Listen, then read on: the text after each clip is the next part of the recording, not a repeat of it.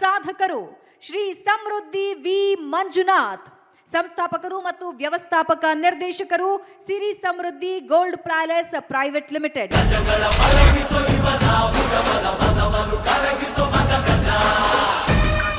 ಸಮೃದ್ಧಿ V Manjunath Mulbagal ವಿಧಾನಸಭಾ ಕ್ಷೇತ್ರದ ಜನಪ್ರಿಯ ಶಾಸಕರು.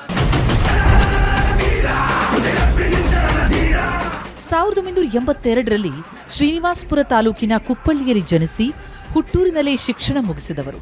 2006ರಲ್ಲಿ ಬೆಂಗಳೂರಿಗೆ ಬಂದು ಖಾಸಗಿ ಕಂಪನಿಯೊಂದರಲ್ಲಿ ಏಜೆಂಟ್ ಆಗಿ ಕೆಲಸಕ್ಕೆ ಸೇರಿಕೊಂಡ್ರು.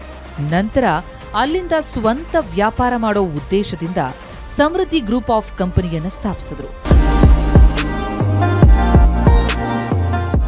ಇಂದು ಸಮೃದ್ಧಿ ಗ್ರೂಪ್ ಆಫ್ ಕಂಪನಿ